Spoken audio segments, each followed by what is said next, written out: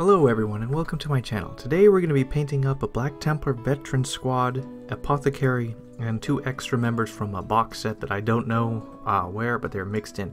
I've already pre-primed them, already applied the paste to the bases, and pre-fit them in. Alright, with Iron Hand Steel, Abaddon Black, and Nuln Oil, we're going to be painting the metal armor, which is the largest part of them, so we're going to do that first. So we're going to start with a base layer of Iron Hand Steel all over. And then we're going to take a 1-to-1-ish mix of Abaddon Black and Nuln Oil and apply it on.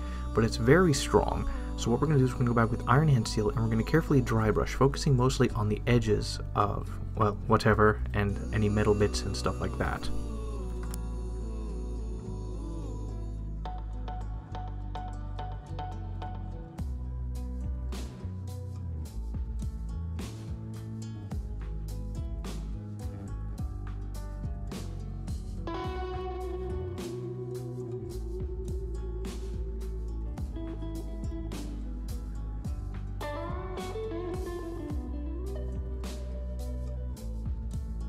And now with Corn Red, Mephiston Red, Evil Sun Scarlet, and Troll Slayer Orange, we will be painting up the red, and there is a lot of it.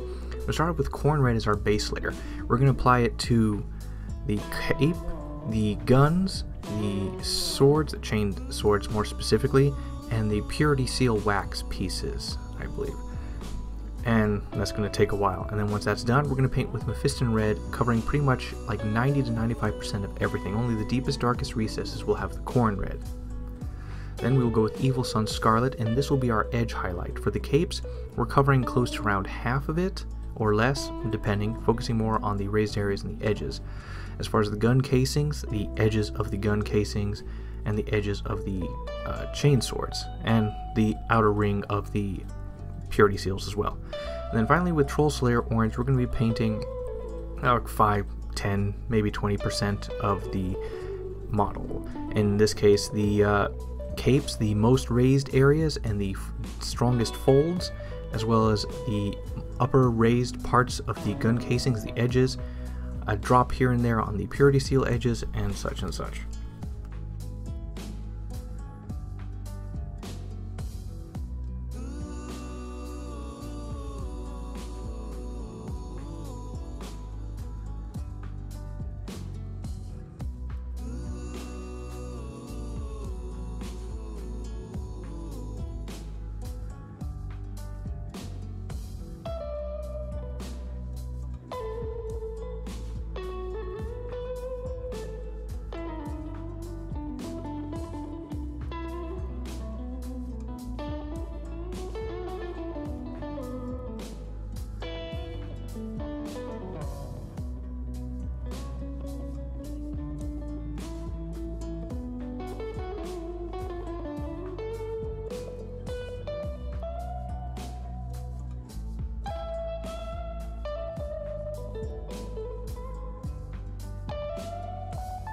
And now with Ulthuan Grey and Pallid Witch Flesh, we are going to paint the white. We're going to start off with Ulthuan Grey, and this is a good base layer. It can cover up the color black pretty well, so we don't have to spend a dozen layers of trying to paint white for it to finally be solid. So with one simple layer of Ulthuan Grey, we can cover up the shoulder pads and anything else we want to paint that will be white. And then we will take Pallid Witch Flesh and apply this all over the Ulthuan Grey that we have just painted.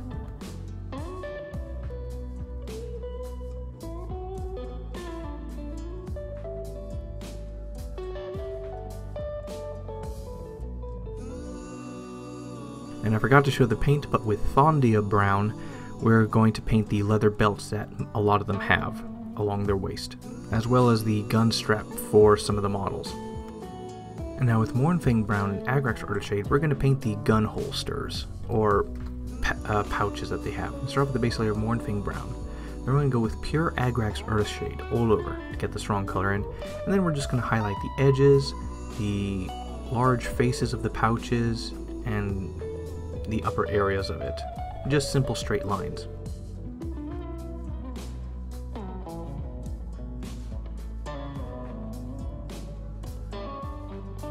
And now with Steel Legion Drab, Baneblade Brown, and Rakarth Flesh, we're going to paint the parchment, the flag he has, and the Purity Seals themselves. We're going to start with the base layer of Steel Legion Drab.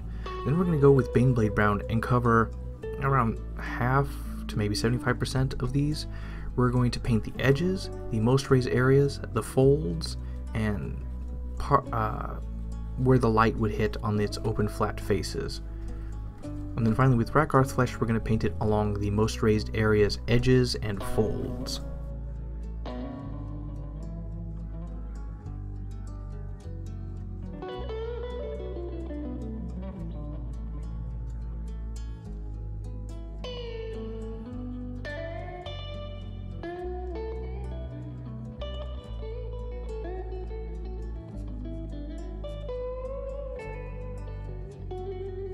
I then decided it's not good enough for the flag at least, so with a 1-to-1 mix of Agrax Earthshade and Lamian Medium, I apply it all over the flag to add extra depth.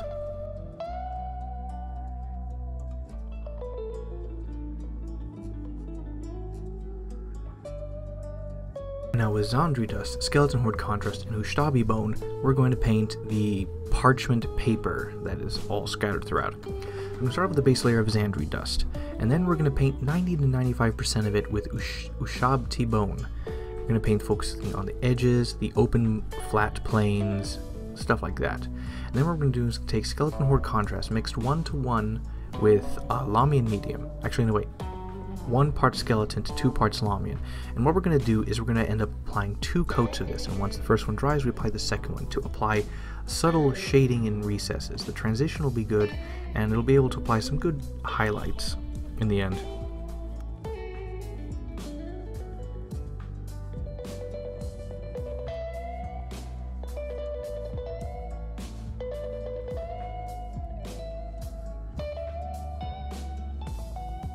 Now with Cadian Flesh Tone, Skeleton Horde Contrast, and Lamian Medium, we're going to paint the skin, mostly the faces.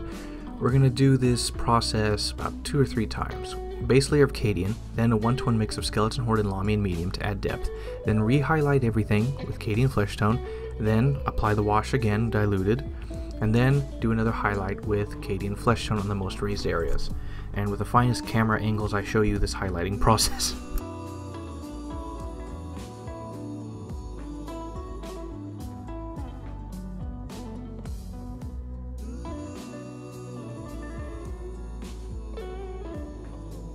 Alright, we're gonna try something I learned from Warhammer Plus. Yes, boo me if you want to, but I wanted to know those tutorials. So with Thondia Brown, Eshin Grey, Doombul Brown, and Pallid Witch Flesh, we're gonna practice on the faces. Now, these faces are actually pretty well preserved. They weren't damaged that badly by the initial priming from the customer, so I can try some stuff with it. So with very, very watered down Thondia Brown, we're gonna apply it to the cheeks to add shading. Probably 1 part paint to 5 or 6 parts water. I'm going to do it a few times till the color sticks. And then with Eshin Grey, also very watered down, we're going to apply this to the top of their heads and to their faces and stuff. This is basically going to add 5 o'clock shadow to their head and face. I'm going to have to do this around 3 or 4 times to add the color. And then with Doombul Brown, I'm going to apply this to around the eyes to add some depth and shading in there. And then we will take, I believe, Cadian Flesh Tone. I go back to that to clean up any of the sharp facial features and skin, just in case some places got muddled. And then with Pallid Witch Flesh and a fine brush, we paint where we believe the eyeballs are.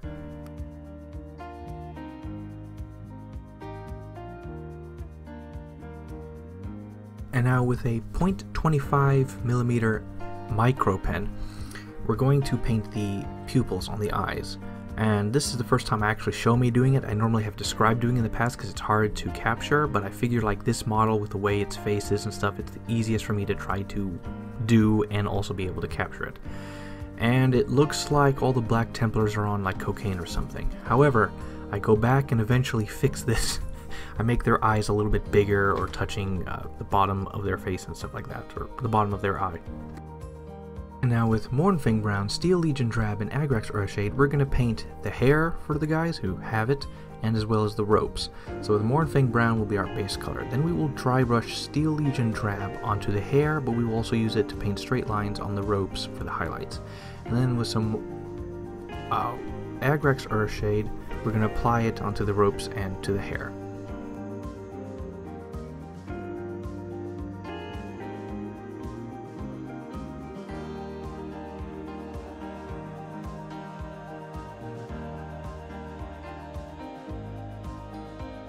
Alright, with Brass Scorpion, Retributor Armor, Liberator Gold, Iron Hand Steel, and Iron Breaker, we're going to paint the metals. We're going to start off with Brass Scorpion as the base layer for all the gold. And then we're going to go with Retributor Armor and basically paint 90 to 95% of the entire thing. Only the deepest, darkest recesses of certain things will have the Brass Scorpion visible. We're then going to go with the Liberator Gold and pretty much highlight everything, covering like half to 3/4 of each piece, depending, focusing on the edges, the most raised areas, the pointy stuff, basically stuff like that, the basic gold. Then we're going to go off into the Iron Hand Steel, and we're going to use this and we're going to paint a lot of the silver areas, like the backpack, the vents and stuff, as well as some of the chains, several metal tokens and stuff like that, parts of the chain sword, parts of the handle, stuff like that.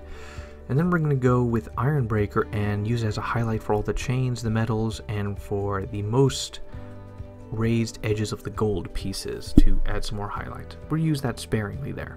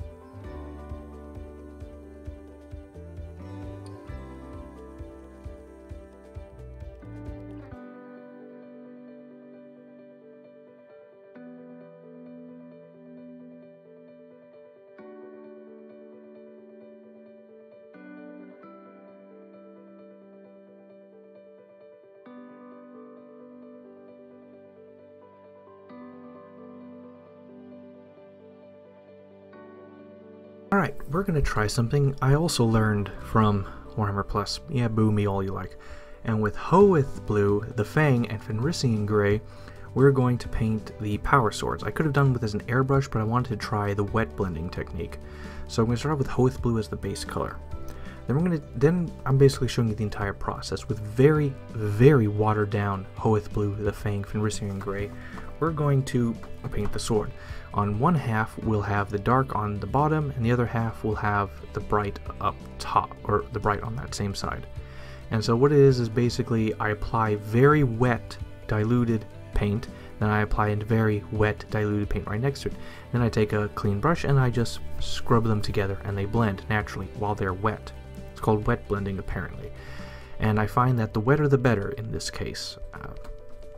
It just happens that way, and it is a back and forth process of doing it and then reapplying the pure stuff in the most center or more concentrated area of the color, and so it blends into there. And so this is a back and forth, and although I don't show it, I use Pallid Witch Flesh to paint the Ulthuan Grey to paint the lines on the swords, the center line and the edges of the blades for the power weapons. And now for my least favorite part of the hobby, transfer sheets. But this is even worse because I don't even have the full shoulder pad, so I have to carefully try to cut the transfer sheet piece into a smaller piece, then take that and apply that onto and finagle it around on the shoulder. We're seeing it very quickly done, but this took like a couple hours. And with Calidor Sky, Hoeth Blue, and Coela Green Shade, we're going to paint the plasma coils for the plasma weapons, since they all seem to have one. Start with Calidor Sky base, then we're going to overbrush / dry brush onto the coils, and then we'll apply a lightly watered down Coela Green Shade with Lamian Medium.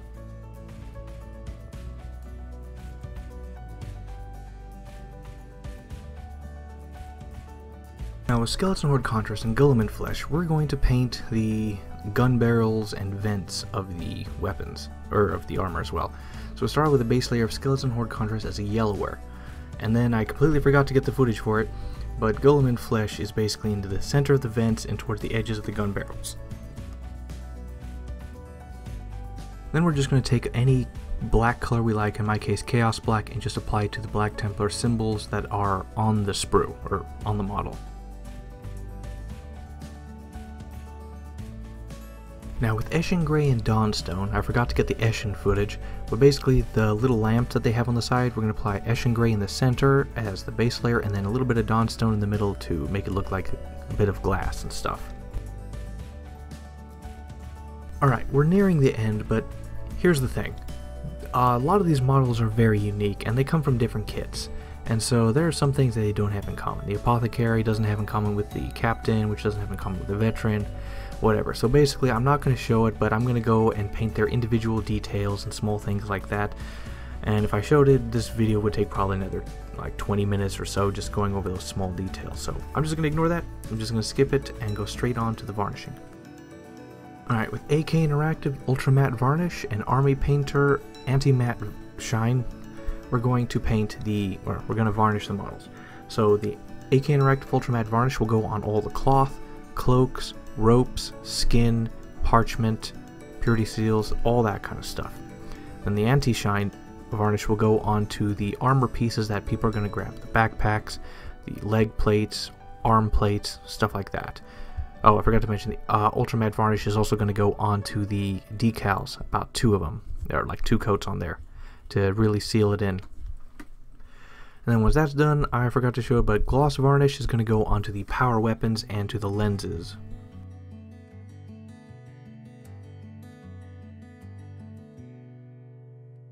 Alrighty then, the Black Templar Veteran Squad is done. And it's pretty good. The faces were better intact so I could actually do something with them. But, oh well, I mean, the cloaks turned out fine. The faces, mostly fine. There's one of the captain faces I wasn't able to do on because like his eye had stuff in it. Did what I could. Like 3 of the faces were pretty good and intact, so there's a lot of details there. The eyes, I know I fixed them, but they look kind of weird. But then again, it's on camera. It's like with your own naked eye, you're barely going to notice the slight distinction. So like when I did it, the eyes looked better. The eyes look better in person than they will on camera. With the camera, you'll be able to see everything highlighted and detailed all there. So apart from that, it was a pretty interesting project. I mean, they're pretty same old, but the veteran models are actually pretty cool. They're really good models. Alrighty then, so I'll be moving on. I still have some more Black Templar stuff, but it's all vehicles, and I have to find a way how to clean them of the sand texture on them. And they're pretty big, so I can't really use the container I've used for isopropyl alcohol that I've used for these guys. So I'm going to have to procure a new container to be able to clean them, and enough isopropyl alcohol to dunk them in it. So while I find these other things, I'm going to move on back to Beast Snaggers. So like the video if you like the video, comment if you want to comment, share it if you want to share it, and I'll see you all soon again. Bye.